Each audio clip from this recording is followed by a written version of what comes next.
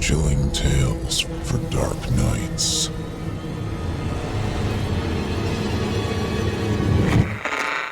Want to make sure you never miss a Chilling Tales for Dark Nights video again?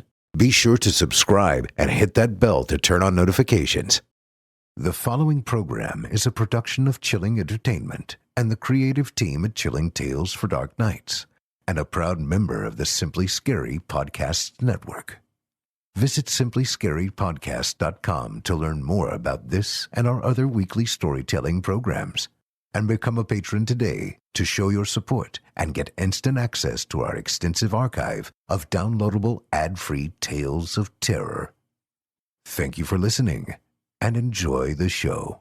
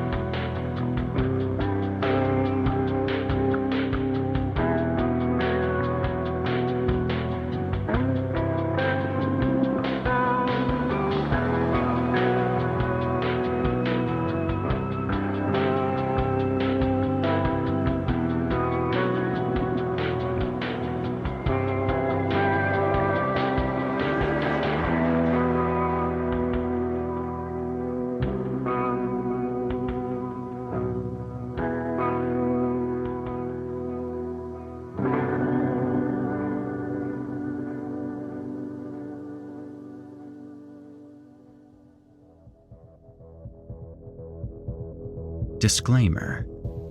Horror Hill is a horror anthology podcast bringing you scary stories from all corners of the internet and beyond. As such, certain stories include content that some listeners might find offensive. Listener discretion is advised. Hello there, my friends, and welcome to Horror Hill. I'm your host, Erik Peabody. And tonight, I'm bringing you two stories to throw a chill into your evening. Unfortunately, these stories are so unrelated that I can't come up with a clever little connection between them like I usually do. So, alas, I sit here, bereft, a failure. Just sell my bones to the glue factory, I suppose. Regardless, these are two good ones, so I'll ask that you forgive my shortcomings for the time being. Our first tale this evening is The Death Effect by James Flynn. This story focuses on Blake DeRusso, a very talented artist with a rather sick imagination. Blake has been trying for years to build a following, and it just hasn't been happening. Now, he has an opportunity in front of him. His work is going to be featured at a local museum of fine art, and an offhanded comment from his girlfriend gives him an idea for how to capitalize on this event. Then, to round out our episode, we'll be leaving the world of high society city life for something more rural, the Appalachian Mountain region of eastern Tennessee.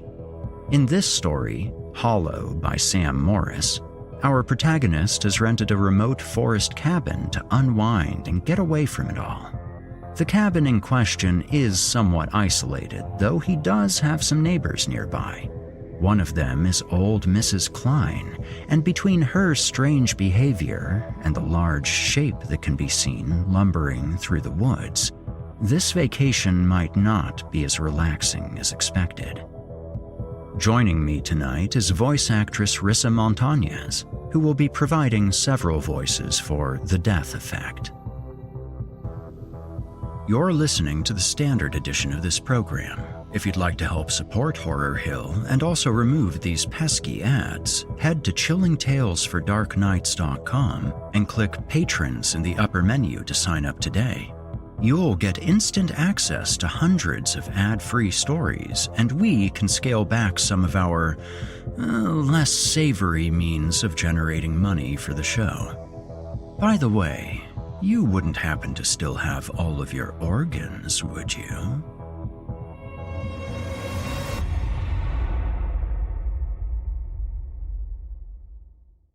And now, from author James Flynn, I give you The Death Effect.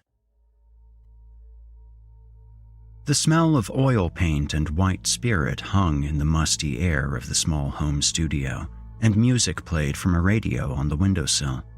Dozens of glass jars sat on surfaces here and there, each one filled with a muddy solution. Sheets of crumpled newspaper covered the floor, and paint spatters dotted over the printed texts. In the center of all of this, a wooden easel stood proudly, holding a large rectilinear canvas covered in wet brush strokes.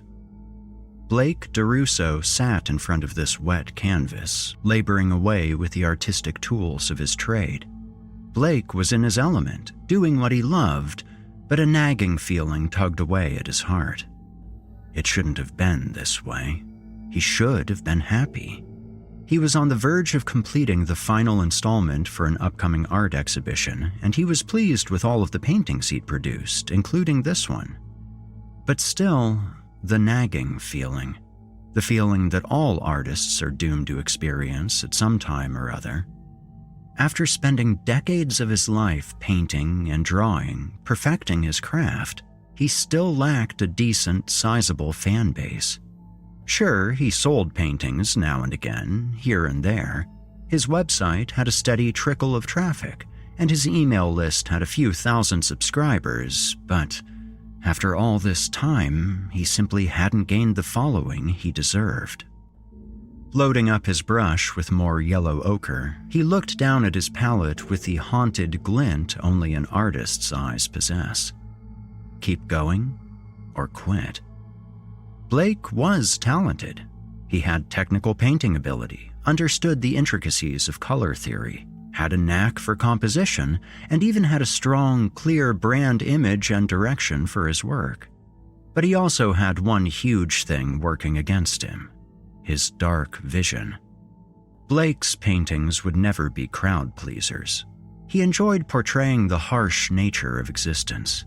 His work shone a spotlight on the pain that accompanies joy, the negativity that follows positivity, and the delicate balance of sex and death. This kind of material would never appeal to a commercial audience. Blake DeRusso paintings were, at best, destined for a niche cult audience. At worst, they were destined for anonymity. Blake was rendering a naked torso with shades of burnt sienna when Marana, his girlfriend, walked into the room.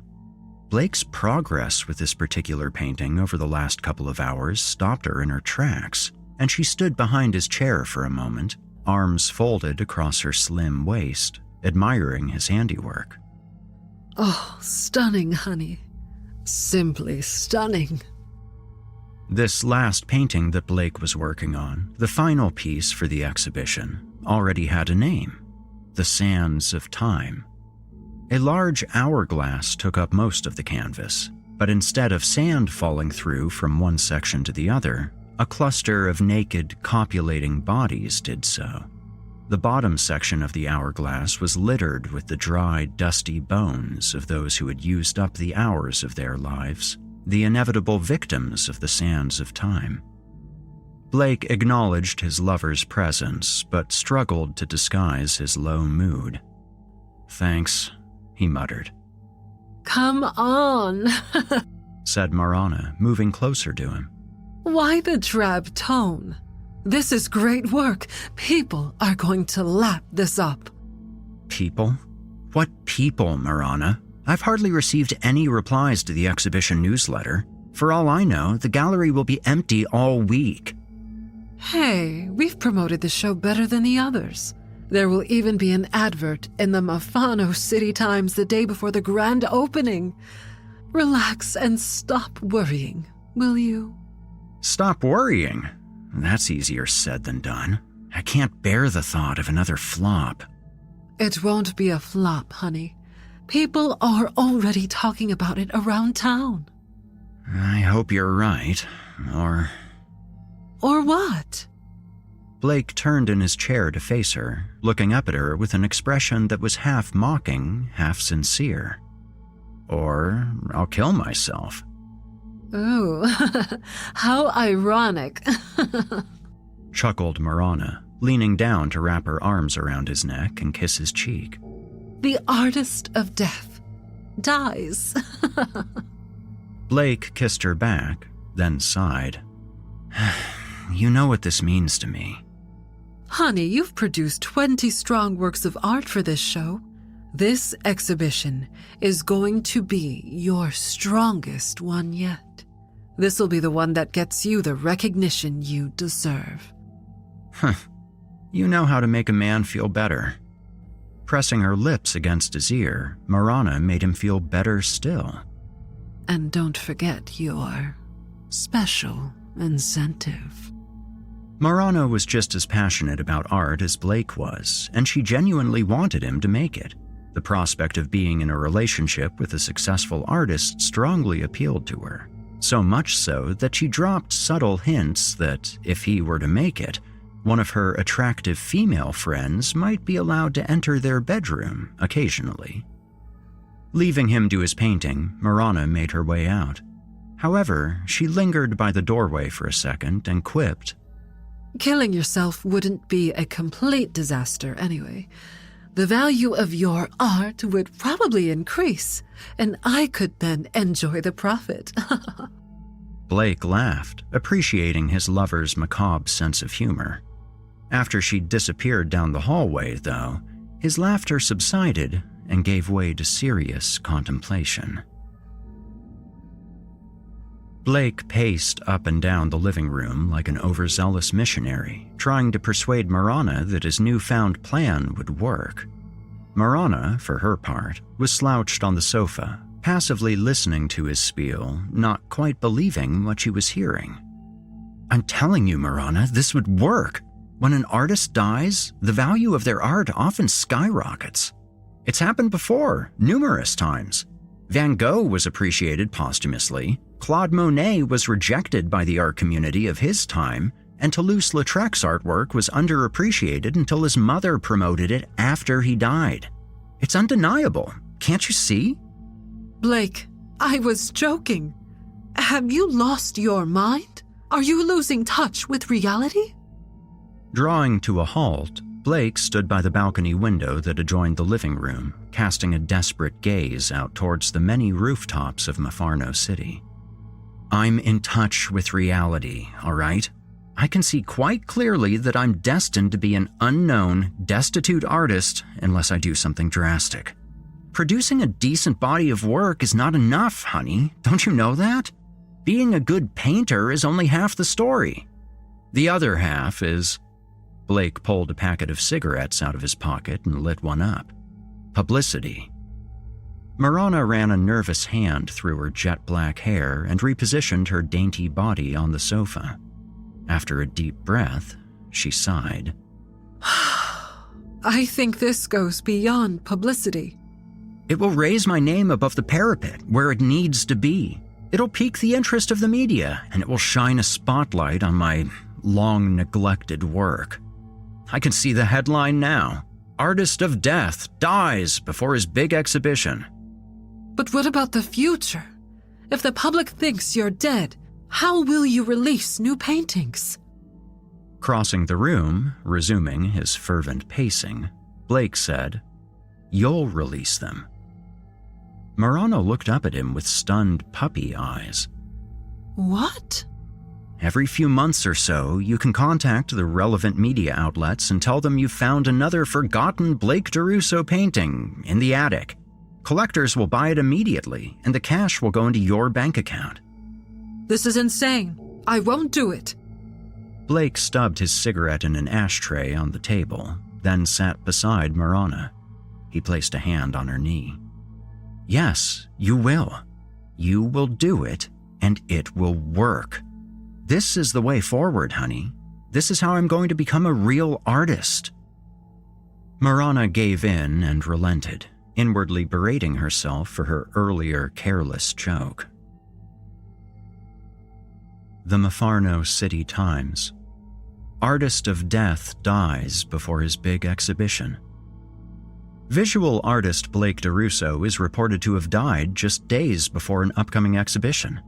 Colloquially known as the Artist of Death, he produced work using a morbid mix of earthly tones and dark subject matter, which gained him the admiration of certain niche art enthusiasts. Unfortunately for DeRusso, he was never blessed with international fame.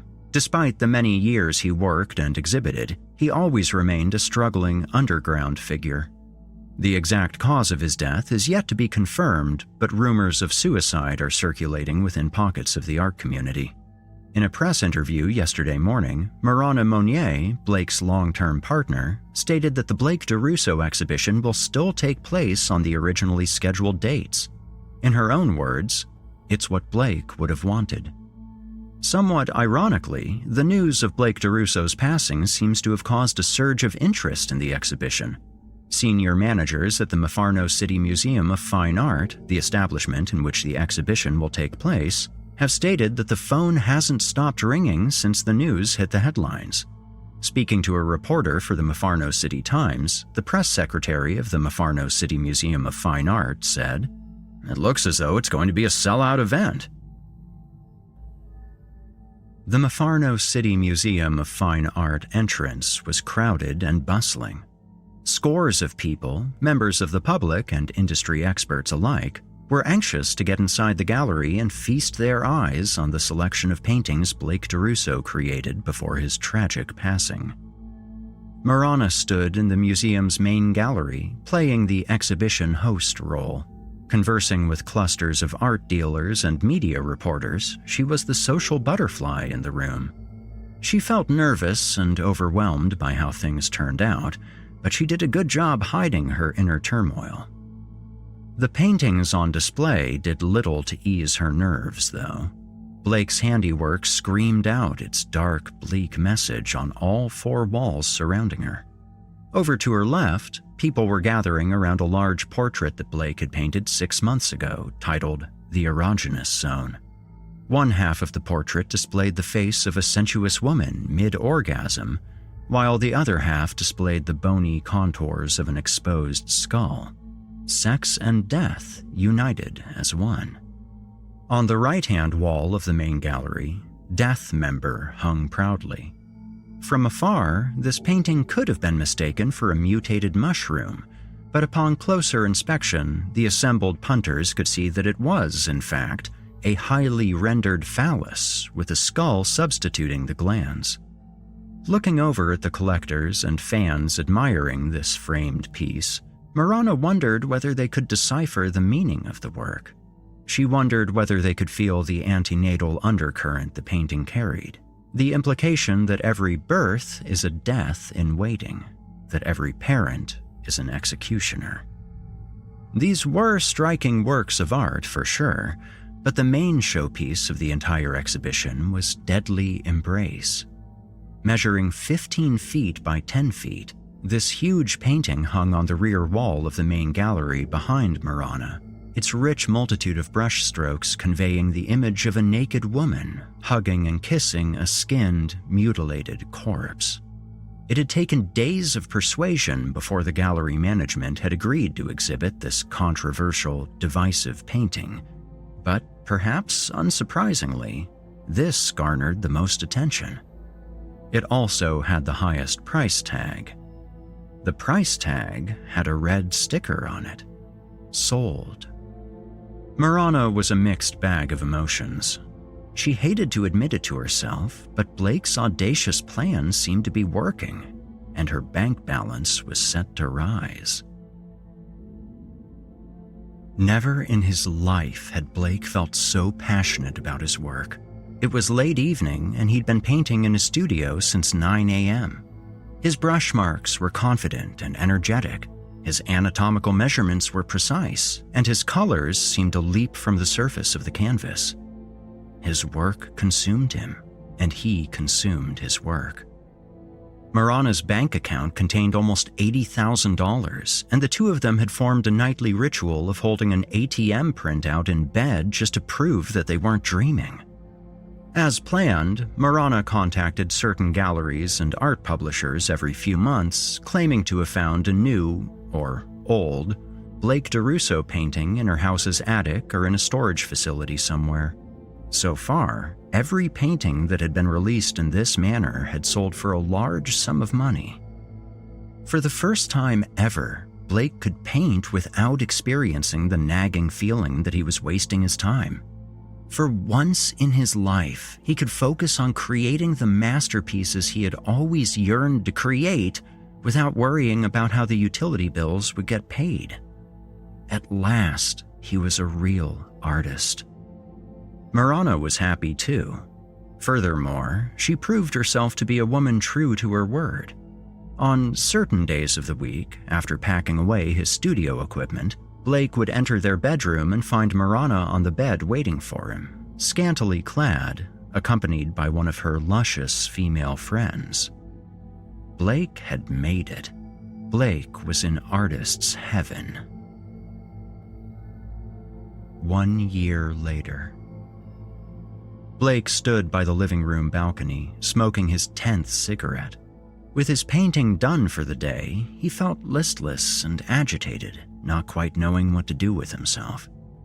After being cooped up in the house for a year, this restless feeling was becoming more common and acute. Blake was happy, just like any artist would be whose work had gained the level of recognition his had, but at the same time, he was becoming stir-crazy. A few days ago, he'd surreptitiously ventured outside wearing a hat, sunglasses, and a high-collared coat, and nobody had recognized him. It felt good to be outside again for 30 minutes, but it just wasn't enough. Prowling the streets in disguise now and again wasn't a sustainable, long-term lifestyle. Blake had broached the topic of moving abroad to Marana, but she wasn't keen on the idea. She was a Mepharno City girl at heart, and always would be.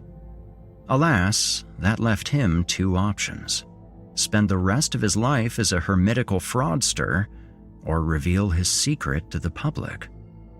Deep down, he knew exactly what he wanted to do. However, when he voiced his opinions to Marana that evening, he was met with resistance. Pausing a video she was watching on her phone, she turned to him, flicking her eyelashes in a display of incredulity. We're earning good money, Blake. Why would you want to ruin that? I'm stuck in this house, honey. It's driving me crazy. You went out the other day, didn't you? A walk around the block wearing a stupid fucking hat? That's not enough. Marana put her phone down on the table and glared at him. Have you forgotten this was all your idea? You wanted this. Sure, I did. And I still do, but... But what? But I think that it's no longer necessary for the public to believe that I'm dead. Marana gave him some loaded silence. My name's recognized now, honey. My name and my work are embedded in the public consciousness, and nothing can change that. I'm a household name. Marana shook her head in dismay. You want to reveal your hoax? Yes, I think my fans will accept it. There might be an initial uproar, but the dust will settle, and when it does, we'll be able to continue making money from my art, and I'll be able to live a normal life again. We could get in trouble. Have you thought about that? I have thought about that, but I don't think it'll be an issue. My faked death wasn't registered with the authorities. We didn't take the hoax that far. There are no fake documents or anything like that. We basically just played a trick on the press. Marana's expression was, somewhat ironically, grave. Sucking on one of her many tongue piercings, as she was prone to do during times of stress, she said, Think carefully about this. Think very carefully. Sleep on it and see how you feel in the morning. Blake agreed to sleep on it, but his mind was already made up. Blake donned his hat, sunglasses, and high-collared coat as he walked into the Mepharno City Museum of Fine Art entrance. The main gallery was busy, for a weekday at least, and he made his way over to the far wall where one of his latest paintings hung proudly. The painting was titled Spermanity, and it was released to the public a few weeks ago by Marana, who claimed to have found the work of art in her house's attic. Considered by some to be DeRusso's most playful piece, Spermanity consisted of a large cluster of naked humans, all connected and interlocked, which formed an overall image of a giant tadpole-shaped sperm cell. Standing before this latest installment, Blake removed his hat, sunglasses, and coat and addressed the large crowd in the room. "Ladies and gentlemen, this is a special announcement." The echo of general chitter-chatter in the main gallery diminished, and the room fell silent. "The painting displayed behind me, Spermanity by Blake DeRusso, was painted by my own hands, for I am Blake DeRusso." At first, his words were met with sneers and derision, as though the assembled tourists and visitors considered him to be a drunken vagrant who had wandered in from the street. Gradually, though, a few of the more clued-up, savvy members of the crowd peered at him over the top of their brochures, the looks of ridicule shifting to looks of surprise and astonishment. Now that he had their attention, he continued. "1 year ago, to gain the artistic recognition that I both craved and deserved, I faked my own death." A gasp rang out from the back of the crowd. "As a result, my paintings have risen in value, my name is known to many, and my artistic vision is understood and acknowledged by everybody assembled here today." A few people pulled out their smartphones and began filming the spectacle. "I would like to use this opportunity right now, ladies and gentlemen, to publicly announce that I am actually alive and well. I am alive and have many more works of art to share with you." An array of camera lenses were now focused on Blake, and a couple of security guards appeared in the doorways. "You lied to us!" shouted a man in the crowd. Addressing the man, Blake replied, "I didn't lie to you. I simply did what I had to do for my art to survive. I did what was necessary." "Do you not care about the feelings of your fans?" pleaded a woman clutching an art pamphlet. "Yes, I do. My fans are everything to me, and I would like to add that I'm very sorry for any grief that my actions may have caused. I hope you understand my reasons and intentions." The security guards walked closer. "I love you all!" cried Blake. "And watch this space!" By the time the security guards had grabbed Blake by the elbows and marched him out of the building, video clips of his public announcement were circulating online via a dozen social media apps. The Mafarno City Times. Death Hoax. Visitors to the Mafarno City Museum of Fine Art were left stunned yesterday afternoon when Blake DeRusso, a visual artist who was believed to have died 12 months ago, made a surprise appearance. Standing before a startled gathering of people, the artist of death stated that he was not actually dead at all. Speaking candidly and honestly, Blake DeRusso admitted that the announcement of his death last year was part of a huge publicity stunt. News of this deception has not gone down well with certain art community members, and many art dealers across the city have reported a drop in value and demand for Blake DeRusso works of art. This, of course, is bad news for anyone in possession of a Blake DeRusso painting, including the many investors and collectors who shelled out large sums of money to purchase paintings at the Blake DeRusso exhibition last year. Since yesterday's spectacle, reporters for the Mafarno City Times have tried several times to contact Blake DeRusso, but to no avail. It is believed that the moon hung in the evening sky like an illuminated chunk of bone, its chalky glare touching the many rooftops and chimneys of Mafarno City. Under one such rooftop, in a large, expensive house in a wealthy district, a group of disgruntled art collectors sat around a table, trying desperately to think of a way out of their dire situation. "I don't think I've ever been hit so hard," grumbled one of them, a bespectacled man with a gray mustache. Gulping down a mouthful of whiskey, he added, "Or been so humiliated." "Hear, hear," said another, a mousy woman with dark bags under her eyes. I took out a loan to buy my DeRusso painting. Now I have a huge debt to pay, and a work of art that's worth less than a spray-painted tag on the street. There were grumbles all around the table, heads lowered and shoulders slumped. After a gloomy silence, the owner of the house, a stocky man with dark chest hair protruding from his unbuttoned dress shirt, blew a cloud of cigar smoke into the air, then looked around at his assembled guests. "We're going to get our money back." "Huh, easier said than done," muttered a distraught-looking gallery owner, clutching his whiskey glass as though it were a comfort blanket. "Listen here," said the big man, exhaling another puff of his cigar. "That painting on the wall behind me cost me 50 grand. 50 big ones. And I ain't the kind of bloke who throws money down the drain." On the wall behind the host, above an expensive Chesterfield sofa, hung Deadly Embrace. The corpse-hugging woman could be seen in all her glory in bold clumps of oil paint, big enough to hang one's coat on. "DeRusso's name has been tarnished," croaked the mustached man. "Our investments have been rendered worthless."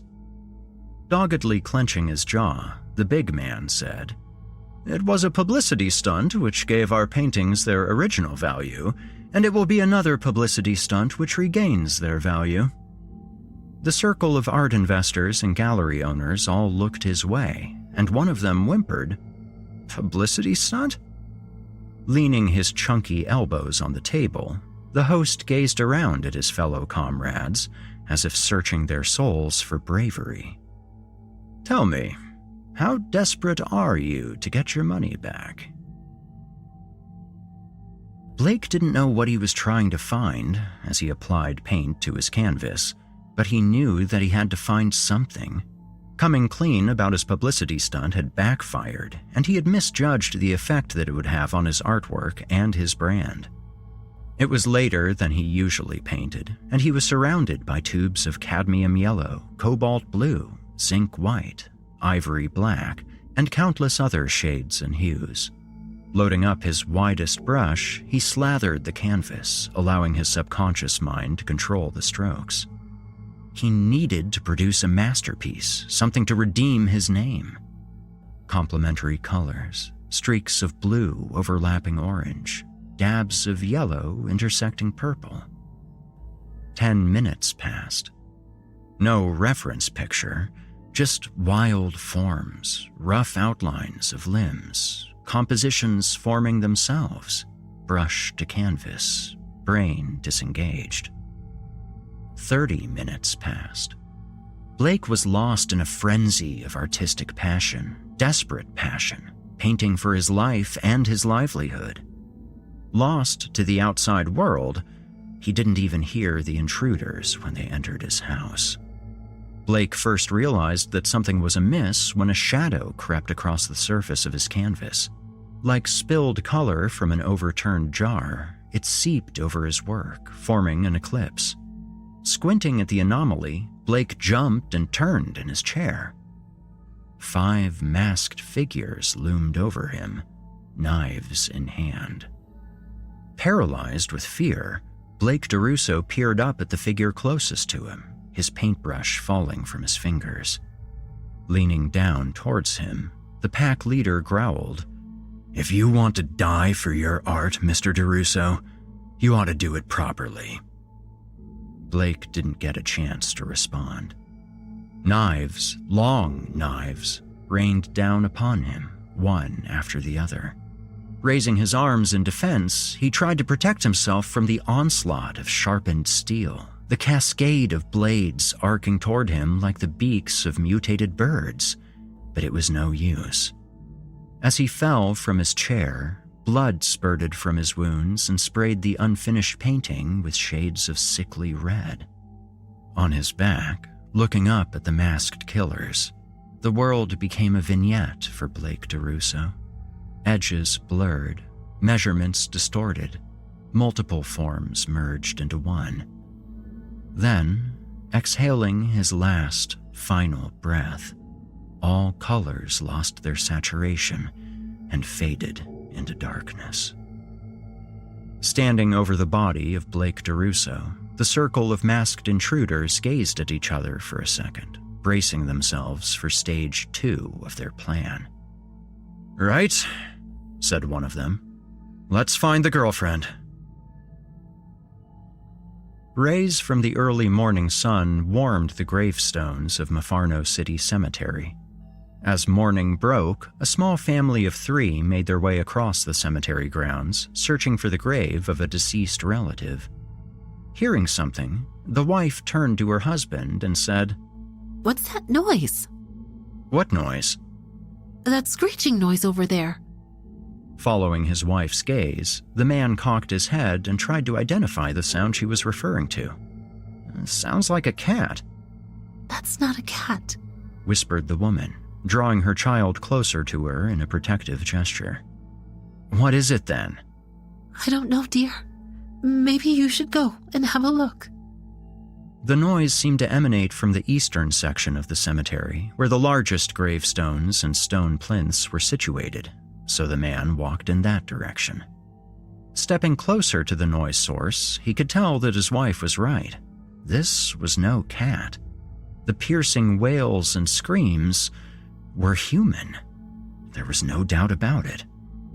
One of the tall, moss-covered plinths along the periphery of the field displayed an odd bulk, and the man walked over to investigate. Reaching the plinth, his eyes widened and his jaw hung loose. What the? 2 bodies were attached to the shaft of the stone plinth. One of the bodies was male, but it was hard to tell. Skinned from head to toe, the flesh and muscle were exposed to the insects that buzzed in the air.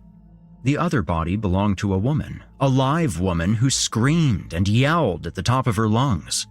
Rope snaking around her in crude knots, she hugged the male corpse in a theatrical, involuntary embrace. A deadly embrace. The woman's face was sallow from her lack of sleep, but her screams were loud and unrelenting. Help! Please! Please! Get me down from here! Please! Turning back towards his wife on the other side of the field, the man let out a few screams of his own. "Go and get the groundskeeper! And call the police!" The Mafarno City Times. The artist of death dies again. A family visiting the grave of a relative in Mafarno City Cemetery was left traumatized yesterday morning after they stumbled upon the mutilated carcass of a well-known artist, Blake DeRusso.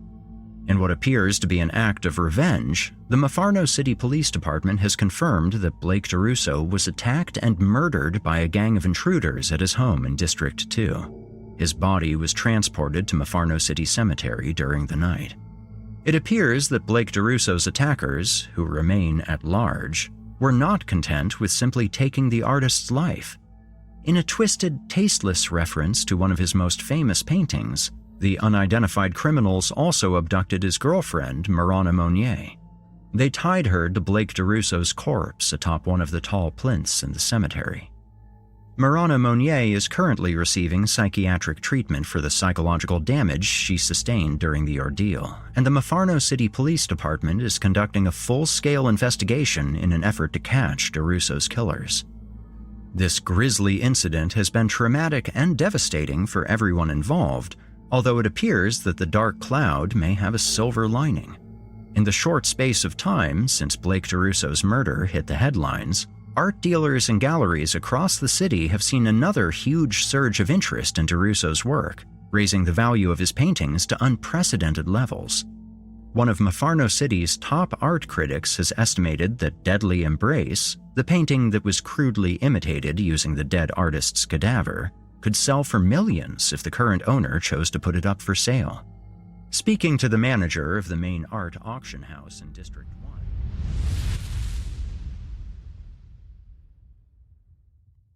You've been listening to The Death Effect by James Flynn.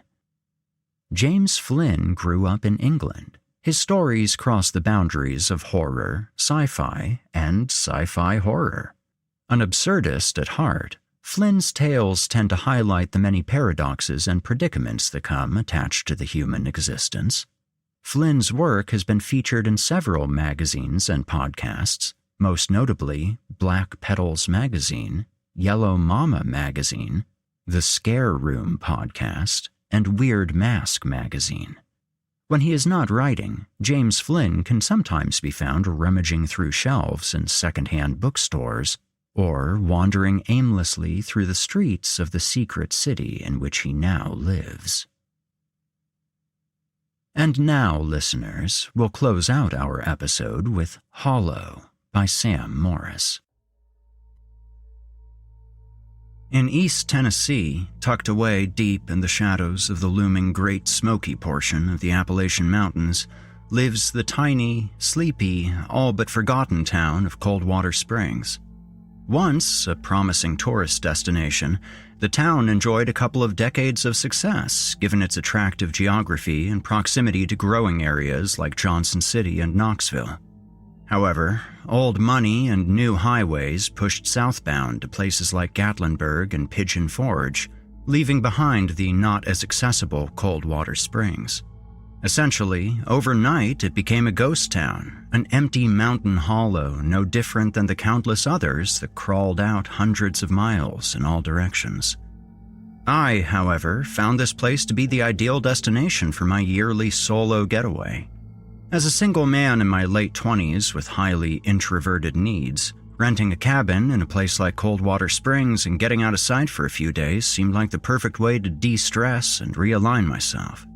So, after saving up my allotted time off and tapping into my vacation account, I made the 4-hour trip from my place in Nashville to the foothills and ultimately monstrous mountains of East Tennessee, leaving early enough to get there before sunset. I'd found a cabin for an absolute steal a few miles outside of Coldwater. Blasting my classic country road trip playlist, I was finally relaxed, floating on Lefty Frizzle's voice as I turned off a long, lonely highway onto a not as long but twice as lonely gravel road. "Now this is more like it," I said. Although the sun was still high, shadows poured over the mountaintops and onto everything in my view as the gravel road snuck between the earthly behemoths. I didn't come across one house or power line for at least 2 miles.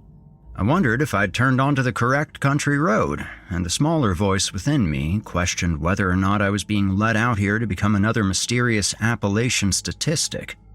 I laughed it off, given that the blue line of my GPS still shot out in front of me and seemed to be nearing its end.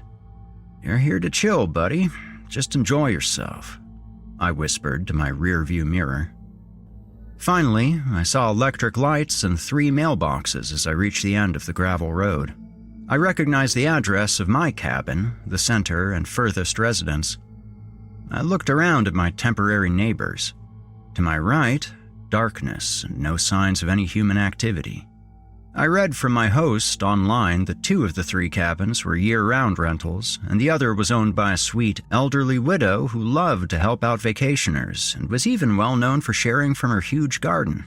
Looking over toward her home, I could see porch lights up higher on the mountain, a few hundred feet. Pleased with the truthfulness of the online listing, I began down my rented driveway.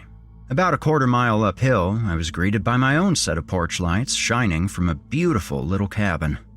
A green roof, painted dark brown logs, and electricity. My needs were simple but very important. Although the late afternoon shadows covered most of my vista, I could already tell that the place was even more beautiful than the pictures suggested. I parked, grabbed my bags, and walked up the porch steps and through the front door. It was a 1-bed, 1-bath dream house. The smell of pine washed over me, and the lodge decor stole my heart. A deerskin lamp had already been turned on, splashing warm light over the interior. On my right was my bed, with a wooden frame and a stitched quilt covered in brown bears. On my left was a kitchen area, and I saw several Appalachian cookbooks on the counter. I'd have to check those out for sure. The walls were covered in game and fish trophies of all kinds, from elk to largemouth bass. There was no TV and no Wi-Fi, which was fine with me. I'd brought a short stack of novels that I planned on picking clean during my week-long stay. Having unpacked and settled in, I strolled out the front door and onto the string-lit porch. The night was cool and growing ever dark. The white noise of the deep forest was rich, with a chorus of nocturnal creatures singing out full voices, celebrating another evening of life. I looked across the hollow and could clearly see my neighbor's home, well lit against the shadows of the heights. Much surprised, she was standing on her porch, looking at me. Given the backlighting, I couldn't make out many of her features, save for her silhouette, with white hair visible and sitting like a crown on her small, dark frame. She stood as still as the pines that made up her home. With exaggerated movement, I gave her a big wave with my right arm, letting her know I was supposed to be there, just another tenant in search of a few beautiful days of escapism in her neck of the woods. However, she didn't return the gesture, staying perfectly still there on the corner of her dimly lit porch. Maybe she can't see me, I thought to myself. I felt the need to call my host and get a number for her house to let her know who I was and why I was there. Luckily, a landline phone was at my cabin and I had the man's number saved. He answered after several rings, and I told him I had arrived safely and was very pleased with the place. I mentioned that I saw the neighbor and would like to call her and at least audibly introduce myself. "Oh, you saw Mrs. Klein," he said. "That's good to hear. Haven't heard from her in a few weeks and was starting to worry. I haven't had any other renters in a while and haven't made my way there either in a hot minute." He gave me her number and I once again thanked him, and we ended our conversation. I dialed her up and held the phone to my ear as I walked back onto the porch, waiting for my call to be answered. Looking back toward her house, though, I was almost shocked to see that all the lights had gone dark. I couldn't see a thing, much less any signs of a wakeful human. The phone rang and rang to no avail, and there was no voicemail. "Must have gone to bed," I whispered to myself. Having not thought too much of it, I returned my attention to further settling in and enjoying my evening. Within 10 minutes, I was posted in a comfortable chair on the porch in the cool night air, already several pages into a mystery novel and several sips into a glass of Cabernet. Yes, this was just what my tired soul longed for. I was finally giving myself what I had needed for months. My senses were all satisfied, and the comforting music of the woods at night really wrapped it all together with a bow. After a while, I found my eyes growing heavy from a long day of traveling, and I leaned my head back in a moment of blissful surrender. I jolted awake after what could have been a couple of minutes or several hours. Something was wrong. Something seemed off. In my disorientation, I finally realized that the peaceful sounds that had rocked me to sleep were all gone. The woods around me were dead silent. It was like the night had quickly drawn and held its breath. Given the strange and sudden situation, I instinctively held mine too, as to let my hearing sharpen. I sat there for several minutes, the book still in hand, completely still and quiet, anxiously needing an answer for this strange muting of nature. Suddenly, I heard movement from a couple 100 feet down in the dark hollow below. The brush rustled, sharply cutting through the silence. Birds scattered from the tops of trees above the noise. From my point of view, it seemed to be moving left to right, coming no closer but going no further from me. I was laser-focused, trying to get a blind read on what the hell it could be. Suddenly, the rustling stopped. I remained unblinking in my chair, staring out into the night. As my eyes got used to the dark, I could finally make out a large shape of where the noises were coming from. Although distinct features were lost in my poor vision, I saw the outline of a huge animal. It towered above the brush, maybe 10 feet tall and several feet wide. It was only barely moving, slightly swaying. Whatever it was, it knew I was there. After another few moments of silence, the large shadow sunk down to the forest floor and rattled further down the hollow, away from me. Although possibly delirious, I could have sworn I heard a whistle. A low, slow, human-like whistle. The animal kept moving away until finally it was out of earshot. Couple minutes later, the night resumed its orchestra, and all the insects and frogs began to sing again, the mysterious danger having left. After a long moment of relief, yet disbelief, I finally gathered the courage to slowly stand up and creep my way through the door and back into the cabin. I locked the door behind me, breathing heavily. I walked over to the window, my mind racing. What was that thing? My first thought was a bear. This is black bear country, after all. Yeah, that had to have been it. Black bears usually aren't much of a threat to those of us who aren't unsealed garbage cans. Yeah, that's what it was. Easily explainable. I kept reassuring myself, although in the back of my mind I knew that what I saw was way larger than your run-of-the-mill black bear. I reminded myself that my eyesight was skewed, making shadows stretch and making objects appear bigger than they actually are. I began to calm down as logic seeped into my anxious mind like strong medicine. Okay, we're good. We're fine, I told myself out loud. I ensured the door was locked tight and all the windows were shut snugly. I kept the porch lights on and lit a candle by my bedside, further comforting me and reminding me where I was and why I was here in the first place. I sat on my bed, book in hand, ready to resume my reading. Before I began, I scanned the inside of the cabin once more and glanced outside. Looking to my right through the kitchen window, I noticed a dim light across the hollow, once again coming from the neighbor's house, which I now knew to be owned by one Mrs. Klein. I stood up and walked across the room, putting my hands on the window pane and leaning over the sink to get a better view. My skin began to crawl, and my heartbeat accelerated. The light was not from the porch this time, but from inside the house. From a wide window, I could see the dark, unmoving outline of the elderly woman facing toward me. She had turned on a lamp and just seemed to be staring toward my cabin. I still couldn't distinguish many features about her, but under her snowy hair, I could see her eyes, flown wide open as if out of pure terror. They were almost glowing. This startled me, to say the least, as my own eyes widened out of fearful instinct. After not even 10 seconds of this long-distance staring contest, the old lady's lamp was extinguished, and her cabin was once again drowned in total darkness. I blinked hard several times and backed off the sink. Seeing curtains on the window's edge, I pulled them tight, cursing myself for not noticing them earlier. I did the same to every other window in the cabin. I went back and sat on my bed, bewildered and tired. What a strange night. No, it's all good. Everything's explainable, I reassured myself.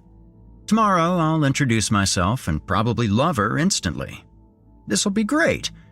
And that animal was probably just a little black bear. Just gotta keep my powder dry and ensure no trash is left out. Feeling a little better after my own pep talk and thinking realistically, I was finally able to unwind into the world of my book and, ultimately, into the world of dreams. I slept through the night and woke up around 9 a.m. when the morning beams finally found their way down the mountainside to the hollow. I stretched and yawned, feeling refreshed after a surprisingly good night's rest. The night before felt like a weird dream, but it all seemed a lot less scary and strange in the light of day. I was excited even. Today, I would spend some time exploring the land around my cabin. It sat on dozens of acres, with trails, ponds, and creeks. Before that, however, I would go meet Mrs. Klein and hopefully develop a good rapport, maybe even a lifelong friend. I also needed some groceries and other items from town, and I was looking forward to seeing Coldwater Springs in all of its overlooked glory. Yes, the day was planned. I started a pot of coffee and took a shower. After I was cleaned off, I got dressed, caffeinated, and was out the door. I cranked the car and headed down my driveway and over to Mrs. Klein's place, parked by her mailbox, and started walking the long driveway uphill. I didn't see a car, but I did see a closed separate garage, so I assumed it was in there. Her cabin was very similar to mine, maybe a little bigger. The porch was definitely bigger, with large rock steps leading to it from her gravel driveway. On the left side of her house was her apparently ever-popular garden. It really was huge. However, upon nearing it, I noticed that the vegetables looked anything but healthy. Weeds had all but overtaken the entire thing. As if I could do any better, I thought to myself, not wanting to judge. I made my way across the rock steps and up onto her porch. A large stack of letters and packages were strewn around on her doormat, which displayed in large text the words, "You made it." My brow raised after seeing all the unopened mail so haphazardly left all about. Oh well, I was just there to shake hands and explain myself. I knocked 3 times on the front door. I waited, listening for any stirring whatsoever. After about 20 seconds of silence, I knocked again, this time a little louder. Ouch, it hurt my knuckles to knock hard on her door. That was odd, given everything was made out of pine. It had no give, though, and was hard as stone. It wasn't until I noticed the slim windows on each side of the door that I realized why it was so firm. 2x4 boards lined up over the door from the inside, completely sealing it shut. What the... I said aloud, jostling the locked doorknob. I walked over to the wide window to the right of the door, the one I had seen her looking out of just hours before. No, I whispered. It was also completely boarded up, with not even a centimeter of space to peer inside. This could not be real. I then walked around the entire cabin, looking for any door or window that may have been open.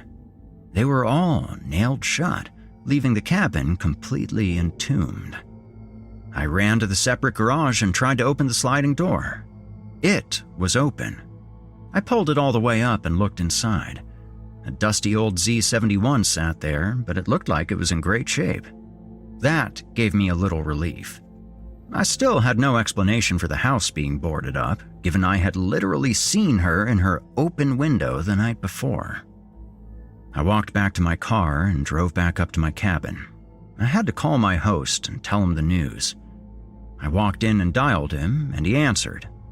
I told him everything. Okay, that's a little weird, but I'm sure it's all fine, he told me. A few months ago, she mentioned maybe moving over to Asheville to live with her younger sister. I figure she would have let me know, but hey, that's neither here nor there. She's a grown woman. Go ahead and go about your day, and just to be safe, I'll get the sheriff out there for a wellness check. I thanked him and hung up. Hopefully, by the end of the day, I'd have a lot more information about her whereabouts. I got back in my car and took off down the long gravel road, back toward at least an inkling of civilization. Turning back onto the highway at long last, I rolled my windows down, taking in the scenic Appalachian views and fresh air. It truly felt like I was in another world, a world of peace and striking beauty. The highway twisted and turned through towering mountains and past roaring rivers. After about 20 minutes, I came upon Coldwater Springs proper. I drove around the old town square, which surrounded an age-old courthouse. Most buildings were condemned and desolate. I did, however, see a small country grocery on one corner. I parked and walked in to find a charming old market. I gathered a few items and proceeded to be checked out by a smiling middle-aged woman with reading glasses around her neck and a red apron around her waist. "Well, where are you from, handsome?" she sweetly asked. I laughed politely and told her I was from Nashville and staying a few days in a cabin off Highway 67, about 20 miles north. "Oh my, you're really out of your way, huh?" she replied, her eyes narrowing. She paused briefly, glancing down quickly and then back up. "Well, I hope you enjoy your stay. You know, they call those the Singing Mountains out there where you are." Slightly taken aback by her reaction to where I was staying, I asked her why they called them by that name. "It's because when the wind rolls through those hollers, it sounds like a choir singing," she said with an intermittently silver-toothed smile that I hadn't noticed before. I returned a smile at the explanation, satisfied. I asked her if there was anywhere to grab a bite to eat in the area, as I was starving and didn't plan to go home for a little longer. "Oh yeah, you'll want to try the Coldwater Duck Inn just down the road. Best burger and catfish in town," she answered as she finished ringing me up. That sounded really good, so I thanked her, grabbed my bags, and walked back out to my car. I had a little bit of a cellular signal, so I plugged in the restaurant on my GPS and away I went. Not even 10 minutes down the road past the town square, I pulled up onto a humble little dive that sure enough had the name Coldwater Duck Inn. It was a little shack of a place with plenty of cars and motorcycles parked out front, and neon signs boasted about having the best burgers and coldest beer in town. This worked for me. I walked through the front door and into a quaint little bar and grill with pool tables, televisions, and even an old-school cigarette vending machine. There were several groups already enjoying their fares. I got a few looks as I cozied up to the bar, shyly. I'm sure they weren't used to seeing new faces around here. "Hey, friend, what can I get you started with?" A 40-something man with dark hair and tired eyes asked me. After glancing at the menu for a second, I asked him for a light draft beer and a regular cheeseburger with fries. "Good choice. You'll love it. Where are you in from? Don't think I've seen your face before." I told him my story and where I was staying, laughing as I told him about how the lady at the grocery store referred to the area as the Singing Mountains. His face fell. "Singing Mountains, huh?" A slight hush fell over several tables that were close enough to hear our conversation. "How's it been out there?" he asked. The man's reaction and the people around us made me nervous, but I answered and told him it was beautiful and peaceful, although I had to mention the animal situation from the night before. I asked him if there were a lot of black bears over in that area. He leaned in close, and his voice got really deep and soft. "There's a lot more than bears out there in those woods, son," he told me sternly and absolutely before leaning back up and walking away to the kitchen. After an anxious few minutes nursing my beer, he returned with my burger, which looked amazing. I thanked him and dug in, cleaning my plate in less than half an inning of the college baseball game that was on the bar television. I stood up to pay him, but he refused. "On me, son. But if I can offer you a word of advice, I'd keep inside over where you are after sunset. It can be dangerous. Now, come back and see us," he told me before giving me a small grin and a quick head nod. I thanked him, way too anxious to ask why it would be that I would want to stay indoors at night over where I was staying. I was also too scared to ask about the whistling I heard from the unidentified beast in the forest, which I forgot to mention. I returned to my car and spent the early afternoon driving around the area. I stopped and walked a trail at a local state park, saw a waterfall, and took tons of pictures. It was truly paradise. I felt so far removed from my daily troubles back in the city, and I even began to forget the strange warnings the man at the restaurant had given me and the odd goings-on in the place where I was staying.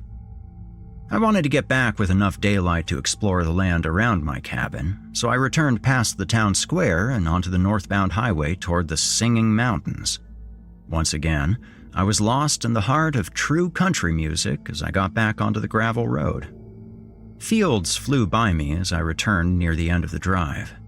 I kept smiling and breathing deeply until I finally noticed there was a commotion coming from way up ahead where the road ended. There was a sheriff's truck, 2 police cars, and a white, unmarked SUV parked outside of Mrs. Klein's house. The SUV pulled out of her driveway and rolled down the road, passing me.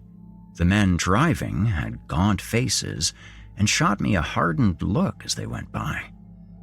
What was going on? I continued past them and rolled to a stop by Mrs. Klein's mailbox.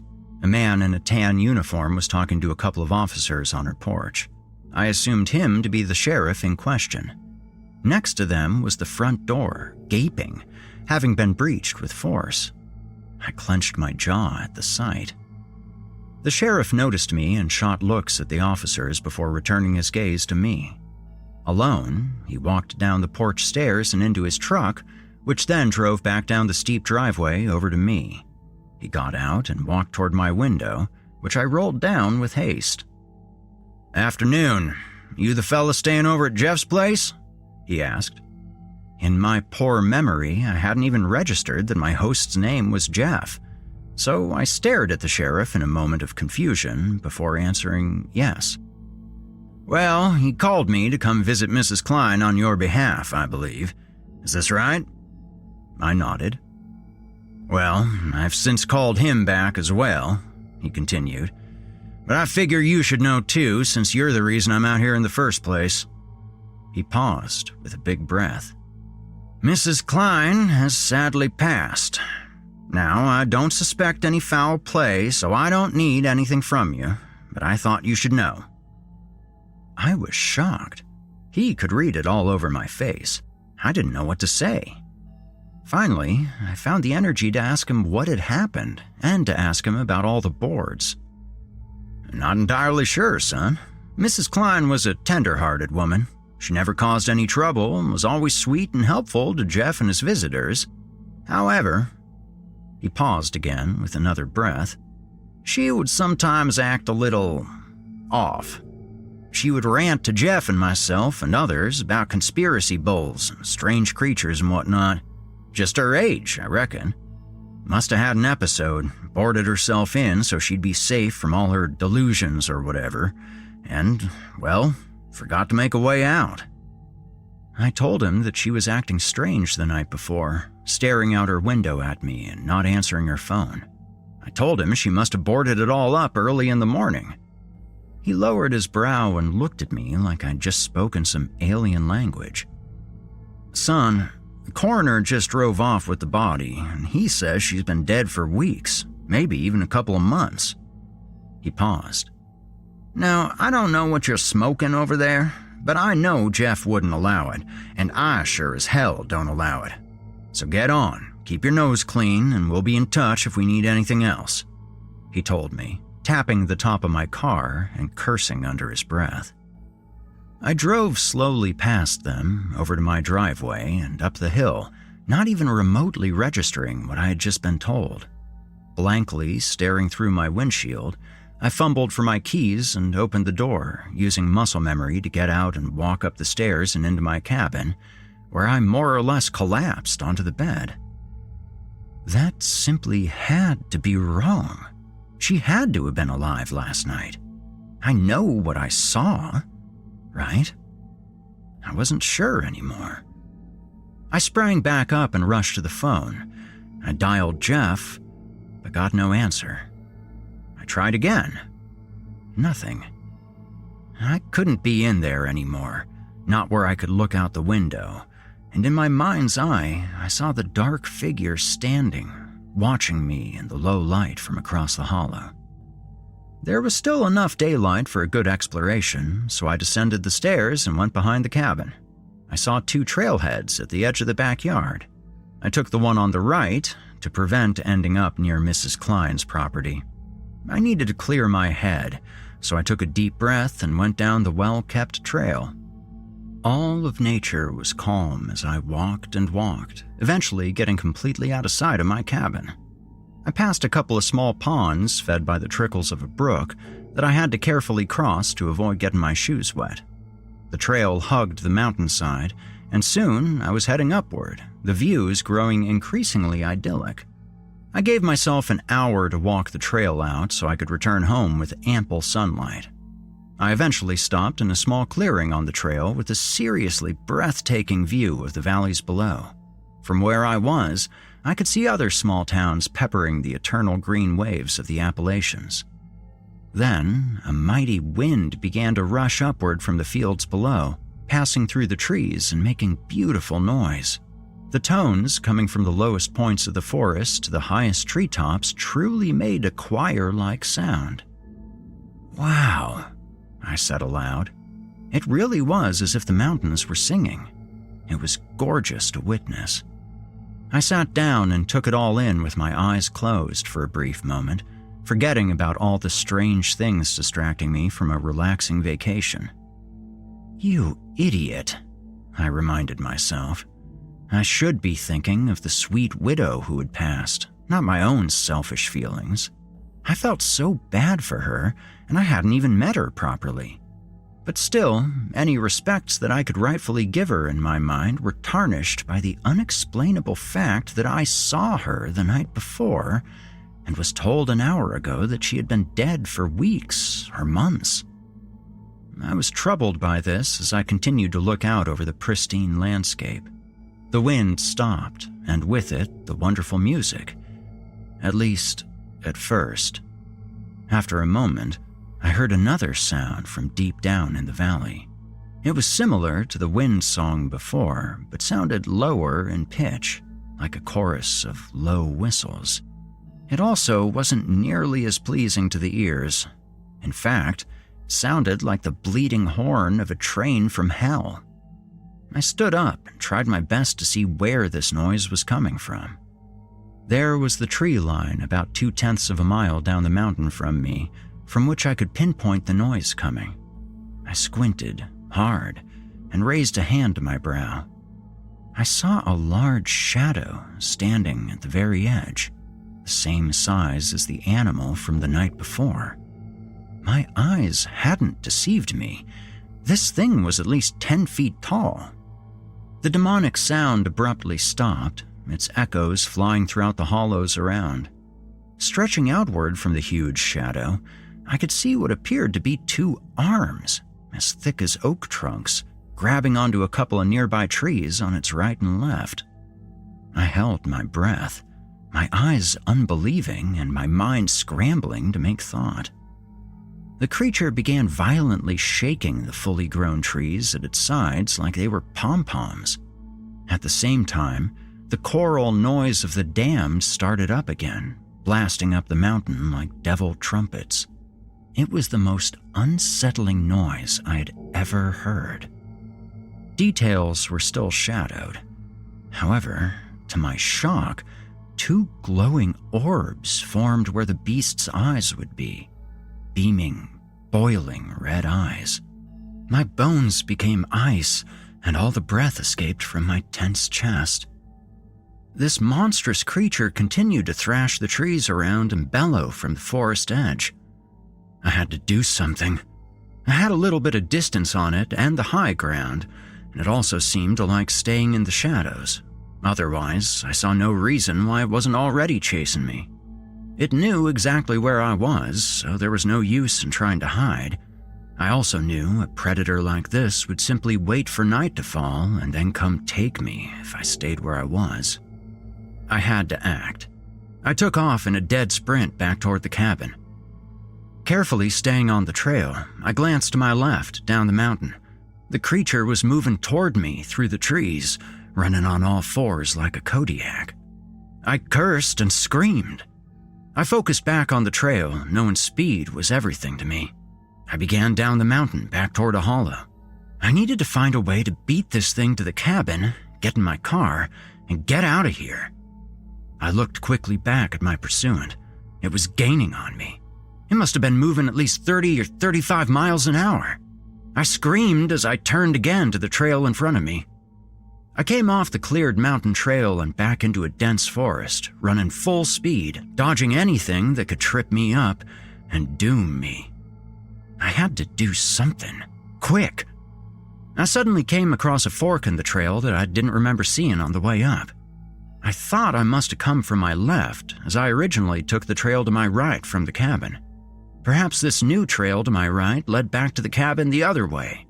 It also appeared to move back up to the mountainside, which could give me more clearing and more precious waning sunlight.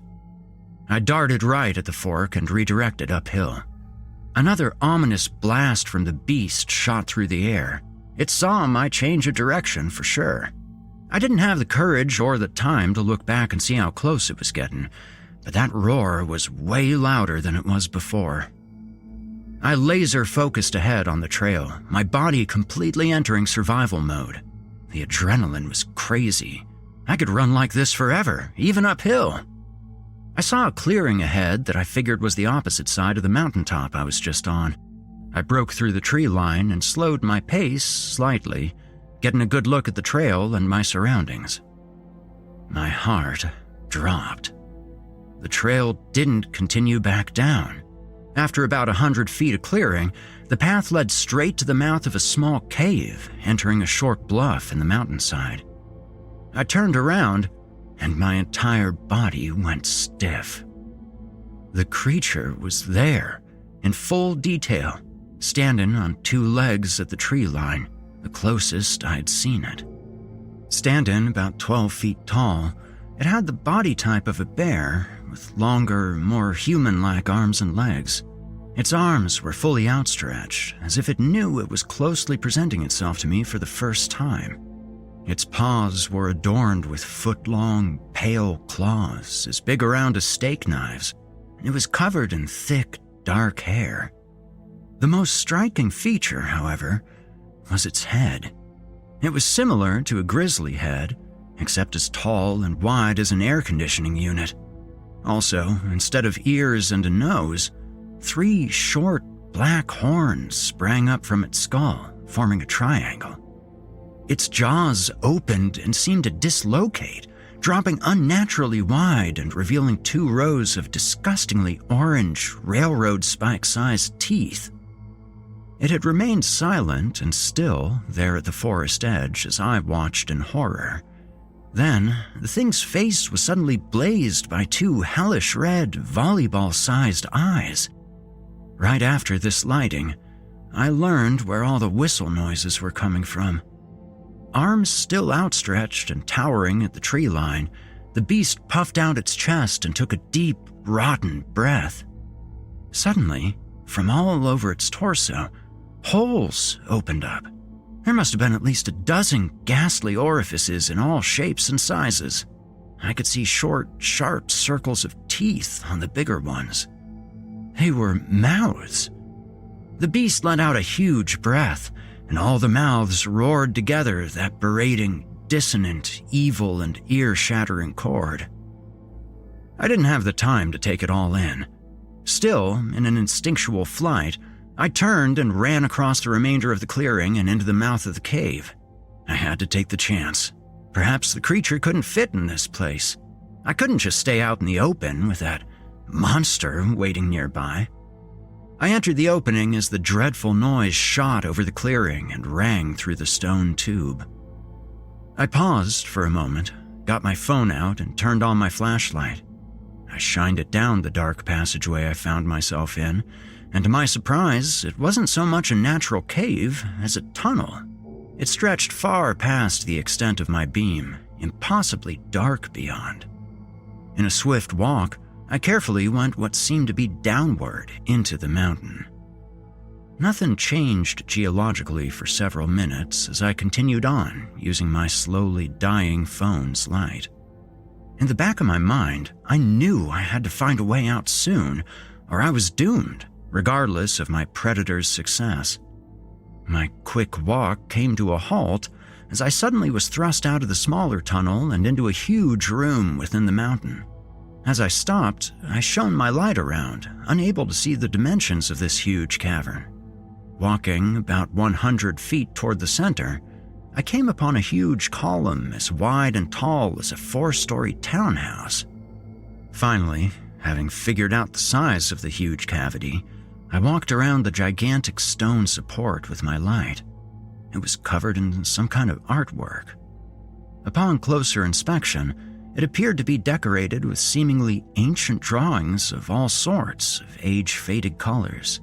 I backed up so I could get a fuller view of the prehistoric paintings. Soaring up at least 20 feet, a macabre mural revealed itself. It depicted a large mountain with several supposed human beings standing on top. They were holding spears and swords and were leading a tied prisoner toward the mountain's edge. The sun was shown large and orange above them, but about a quarter down the mountain, the sunlight stopped, throwing the etchings of a green forest below into surrounding graphite-scratched darkness. At the base of the mountain was the likeness of the monster itself. It was depicted as being about half as big as the mountain, its arms out wide, holding on to two humans with its long claws, piercing their bloody skin. Its head was facing upward, its eyes red, and its mouth ferociously agape, placed under where the humans were leading their prisoner. It was the scene of a sacrifice. The humans were throwing prisoners off the mountain and into the dark maw of the beast. The drawings must have been thousands of years old. I held a hand to my mouth, took it all in, and backed away. Whatever this thing was, it had been in these mountains for millennia, if not longer. An immortal and indestructible evil. My silent puzzling of the artwork was cut short by the all too familiar, devastating howl of the beast throughout the large cavern. It wasn't in there with me yet, but it was growing close, whatever it was. Shining my light around, I could see tunnels of all sizes shooting out into the mountain. The terrible noise was coming through the largest opening, big enough to drive a bus through. I sprinted over across the natural room and into the smallest tunnel I could find that I could still fit through. I was off in the fastest run I could muster, while also carefully navigating the slender pathway. Another loud blast behind me let me know the creature had made its way into the large cavern where I had just been moments before. My pathway began to lead uphill, which was a good sign, as perhaps I was going to be coming out of the mountain soon. Suddenly, the walls of my tunnel began to vibrate, and dust began to fall from the ceiling. Oh no, there's no way the thing could fit in here, right? No. The shaking was in short bursts, rocking the entire earth with each forceful blow. It was trying to collapse the cave and bury me. I was in a full upward sprint, phone light in hand, as each hit and roar from the monster behind me almost knocked me down. Small rocks began to fall from the top of the cave, and my time was almost out. One of the falling rocks hit my hand, knocking my phone out. I didn't have time to pick it up, so I screamed and pressed on blindly with arms jutted out ahead of me. When hope was about lost, I finally saw a small light ahead. I ran as hard as I ever could, as the monster's plan was almost complete. Larger and larger rocks falling to the floor behind me and the foundation of the tunnel cracking.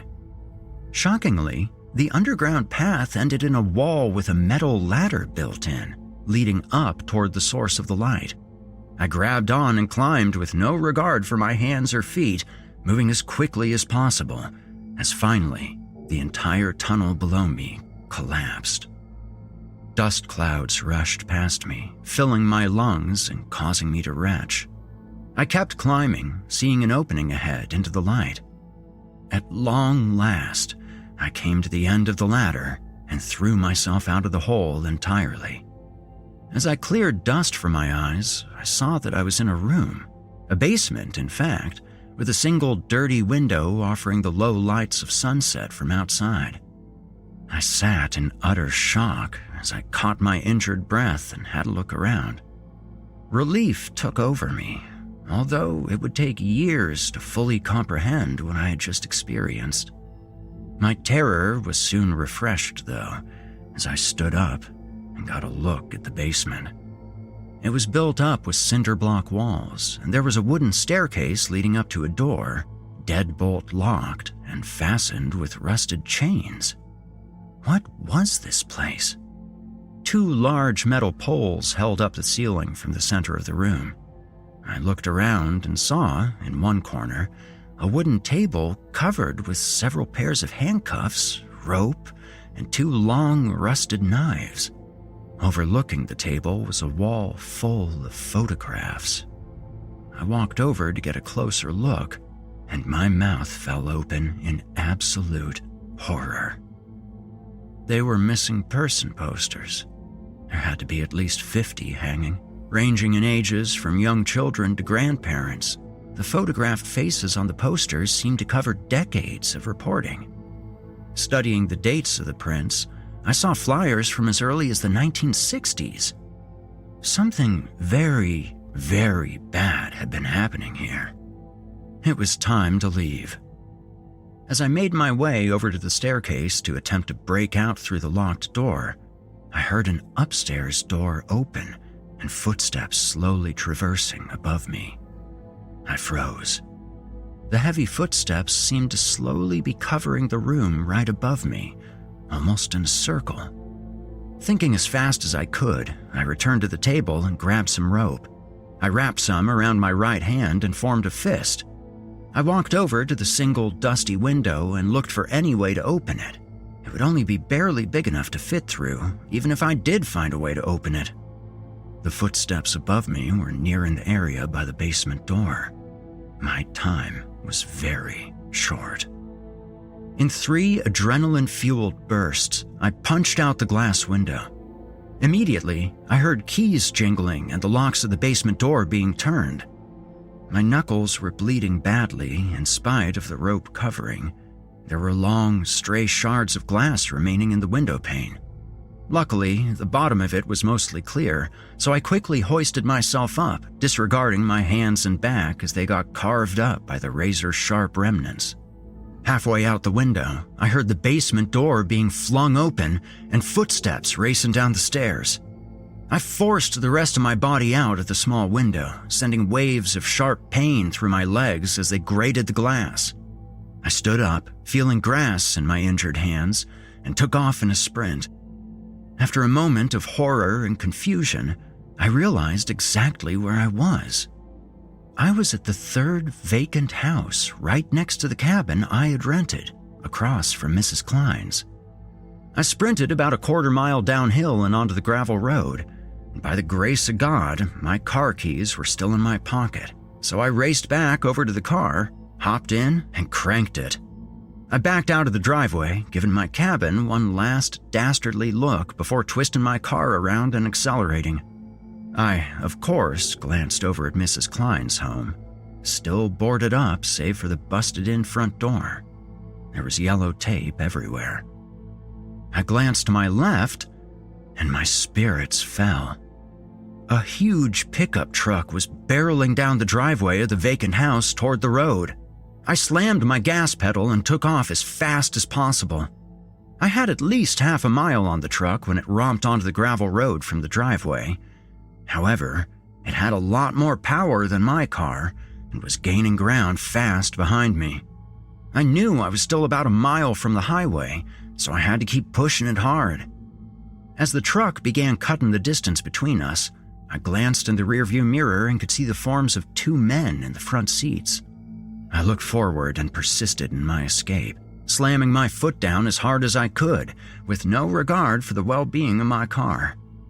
Ahead, I could finally see the end of gravel and the beginning of further hope.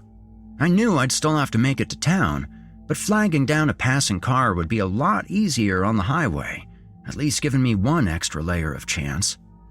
I came up on the asphalt at high speed and jacked it hard, fishtailing me across both lanes of traffic before I could make a wobbly path to the right side of the yellow paint. I once again slammed hard on the gas as I glanced in the mirror again with bated breath. To my amazement, the truck had hit its brakes hard and was sitting still at the edge of the gravel road, engulfed in a large cloud of dust. Giving little of my disturbed mind as to question why the truck had halted short of the highway, I sped on. My elbows were locked straight, and my right leg was flexed on the gas. I didn't even blink as I eventually returned through Coldwater Springs. All I could do was drive on. My brain and body were shattered.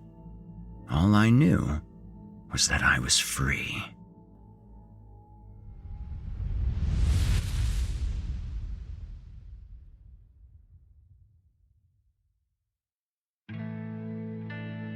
You've just heard Hollow by Sam Morris. Sam Morris is a lifelong writer, just not in the usual sense. He was born to a musical family and has played piano and sang his entire life. He has also written songs for over 20 years. Having been a long-time horror fan, he first started writing short stories in 2022 and instantly loved it as a creative outlet, especially since it was so different from his usual world of music. Translating the art of songwriting into the form of short stories has proven very therapeutic to Sam, who must reach into the darker parts of his mind and exorcise the monsters that live there. You know, friends, I've lived in large cities, and I've lived in small mountain towns, and pretty much everywhere in between. Out of all of those places, you know what feels most like home to me? Sitting in a nice, comfortable chair with a drink, as I wait for you to realize that I've somehow gotten into your home. Always a thrilling experience for everyone involved. Thanks to James Flynn and Sam Morris for their stories tonight, as well as Teresa Montañez for her voice work. And, of course, thanks to you as well, dear listeners. Be sure to come back next week, where we're going to be reading a heartwarming story about some friends going on a road trip and having a delightful adventure with one of the locals. Until then, stay spooky. You've been listening to the Horror Hill Podcast, a production of Chilling Entertainment and the creative team at Chilling Tales for Dark Nights. Tonight's episode was hosted and narrated by yours truly, Erik Peabody. Original music provided by Erik Peabody and Nikki McSorley.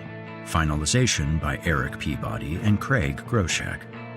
Got a terrifying tale of your own that you'd like performed? Email it to us at natalie@chillingtalesfordarknights.com to have your work considered for future production. Seeing as how we're all living in a technological nightmare of our own devising, I'll ask you to follow Chilling Tales for Dark Nights on social media and upvote, subscribe, and hit the bell notification icon if you're listening to this on YouTube. Not only will you have appeased the dark gods of cyberspace, but you'll be kept in the loop as we prepare more terrifying content. If you'd like access to uninterrupted horror, free of ads and these annoying bookend segments, might I recommend becoming a patron? You'll get access to hundreds of episodes of this show, as well as everything from the other programs in the Chilling Tales for Dark Nights cabal. That means all of Otis Gyri's Scary Stories Told in the Dark, Drew Blood's Dark Tales, Paul J. McSorley's Fear from the Heartland, and more. It's a veritable smorgasbord of horrific delights. As for me personally, I'm on most social media as Viking Guitar or Viking Guitar Productions. I'm always on the lookout for new stories to narrate and new music projects to mix or master. If that's of interest to you, feel free to reach out and we can talk turkey. Also, I will be back next week with more terrifying tales to keep you up all night. If darkness is what you're after, listener, your search is over. Yet, let it be known, you haven't found the darkness. The darkness has found you.